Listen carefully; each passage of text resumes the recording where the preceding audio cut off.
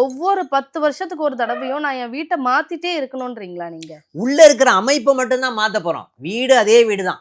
Okay sir. இப்ப வந்து பூஜை அறைய வந்து கிச்சன் பக்கத்துல போடுங்க அப்படின்னு நீங்க வந்து முதல் 10 வருஷத்துல சொல்லிட்டீங்க. சரி. நாங்களும் பூஜை அறைய கிச்சன் பக்கத்துல வச்சுட்டோம். ஓகே. அடுத்த 10 வருஷம் கழிச்சு பூஜை அறைய ஹாலுக்கு பக்கத்துல வைங்க அப்படின்னு சொல்லும்பொழுது, ஒரு 10 வருஷத்துக்கு வரைக்கும் நாங்க வந்து பூஜை அறைய மாத்திட்டே இருக்கணுமா? இல்லம்மா, அவன இடிக்கணும்னு சொல்லவே இல்லையே நானு. எல்லாம் ம். இது இடிச்சு மாத்துங்கன்னு சொல்ல வரேன். விளக்கேற்றக்கூடிய இடத்த மட்டும் மாத்துங்க. இது விளக்க ஏத்தக்கூடிய இடத்த மாத்துனீங்கன்னாவே எல்லாமே மாறும். ம். அதோட நிகழ்வுகள் நமக்கு தெரியாது வெளியில. பாருங்களேன், உள்ள ரத்தம் போது.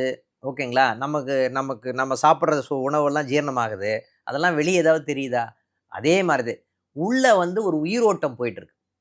இது சாதாரணமா வந்து பிரம்மஸ்தானம்னு சொல்லுவோம். உயிரோட்டம், அந்த காற்றோட்டம், அது ஆமா. சம்பந்தப்பட்ட நிகழ்வுகள் அந்த வாஸ்துல போயிட்டே இருக்கு.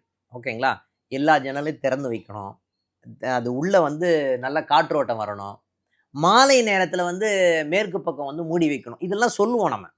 ஏன் மாலை நேரத்துல மூடி வைக்கணும்? எல்லா விஷயத்துக்கும் நெறைய உள்ள இருக்க தத்துவார்த்த ரீதியாக 9 கோளுகளுக்கும் ம். இதுக்கும் சம்பந்தம் இருக்குன்ற ஒரு விஷயம் தெரியும். விளக்கு ஏற்றத்த மட்டும் மாத்தி வைங்க. ம். 10 வருஷத்துக்கு ஒரு முறை பெயிண்ட்ட மாத்தலாமா? மாத்தலாம். 10 வருஷத்துக்கு ஒரு முறை ஸ்க்ரீன மாத்தலாமா? இதெல்லாம் தான் இருக்கக்கூடிய வாஸ்துவ நிகழ்வு சரி பண்ணும். அதுதான்மா மேஜரான விஷயங்கள்மா. வடகிழக்கு மூலை சுத்தமாக இருக்க வேண்டும்.